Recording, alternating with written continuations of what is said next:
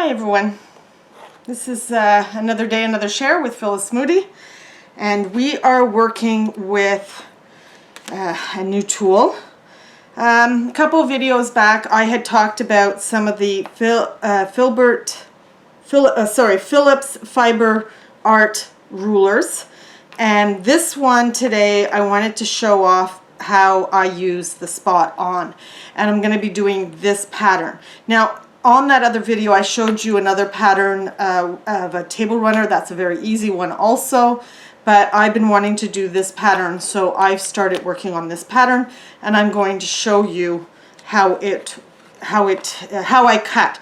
Now they're in quadrants, these big triangles, and this one is what we're looking to get done. So we have the borders here, we have it right up to the point, and we have all these, and I've chosen my fabrics and everything.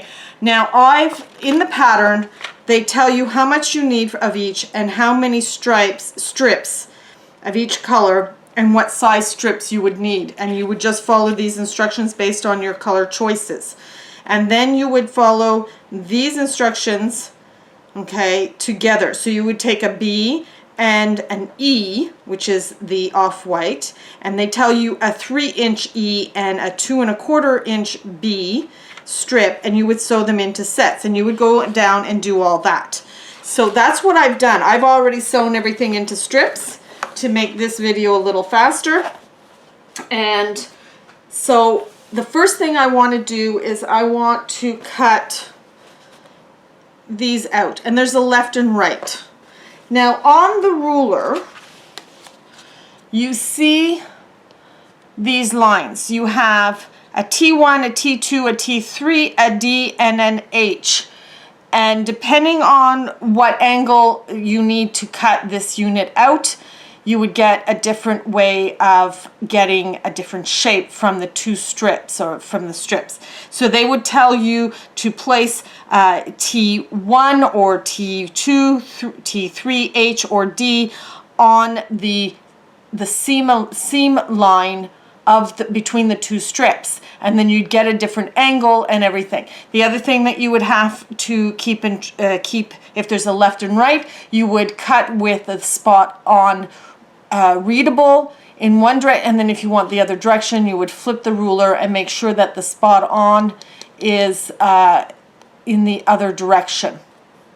And you would see that in the pictures, in these pictures here. I don't know if you can see that, but anyways, you would see that this one, and then this one's going the other way. And I'm going to show you how these two get cut. And I need 2 of these and 2 of these to make one triangle unit to add together. So we're going to get out that fabric, and I always place my pattern close by so I can double check myself on the pattern. So I have it here off camera because I don't want to. Okay, now I'm on a rotating mat, so I can cut the angles without lifting the ruler. I'm just going to fold this up so it's physically off the ruler. I kind of like to line up one of these edges against a line on the mat. I don't know why I do that.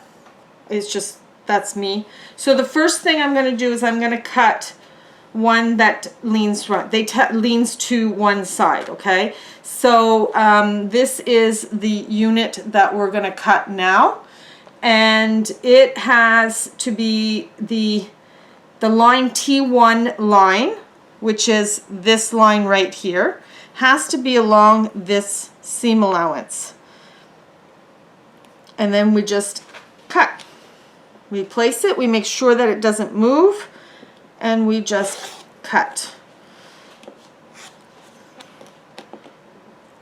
I'm going to double check to make sure it hasn't moved as I'm going around it.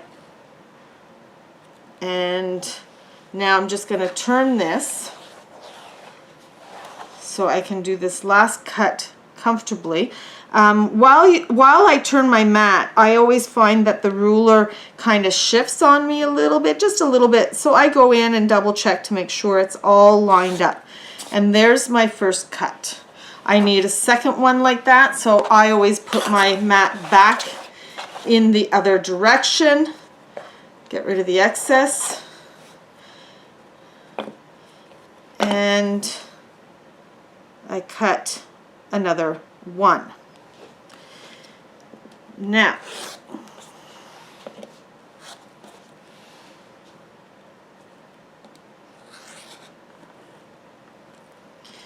and then I just lift this, turn it. So my last cut will make it easy. I double check to make sure everything is lined back up. And oops, I veered off there. So that's it. There's the other one. So there's two. Now we need to do the other direction. So I'm just going to turn this manually. So turning my board. So now I need to get the opposite. That's the same one. That's the same one. Okay, so I need to get this one to line up, because these two have to be sewn together. So now we are doing we had done it this way on T1, and now we're going to do it this way on T1.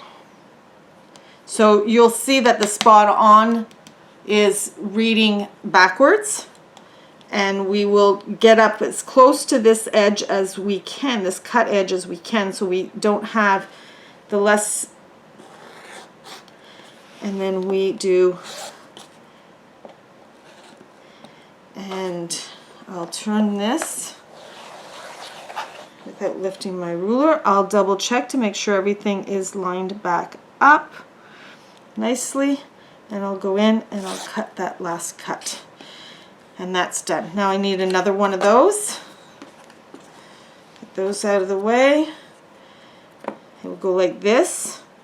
Spot on is backwards. I'm on the T1 line along the seam allowance, and we cut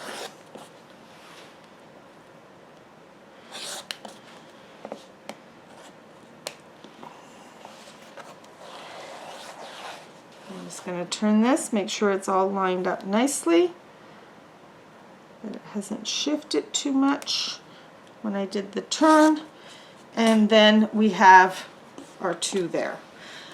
All right, so those are done. Now the next thing we need to do is we're going to do the light pink. So 2.5 and 2E. So D, which is this one here, and I've sewn the two strips already together, and that's the white, that's this one here.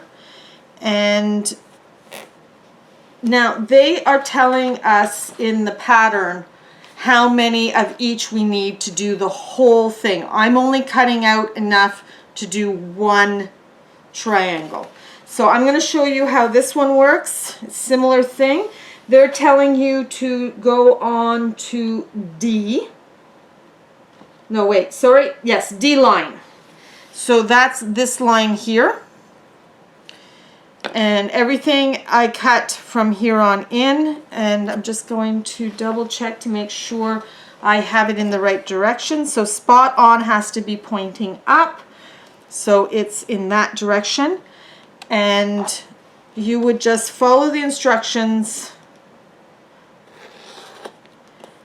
the way they tell you, and it's that simple. Oopsie daisy. And I'm just going to turn this so I can do my last cut. And that's it. So you would continue down the row, making sure that you choose the right strips, sew them together, and the right size of strip, sew those together, and then do the amount of cuts that you have. Her patterns are well listed, and everything is really well done and everything. But that's how you use the spot on ruler with her patterns.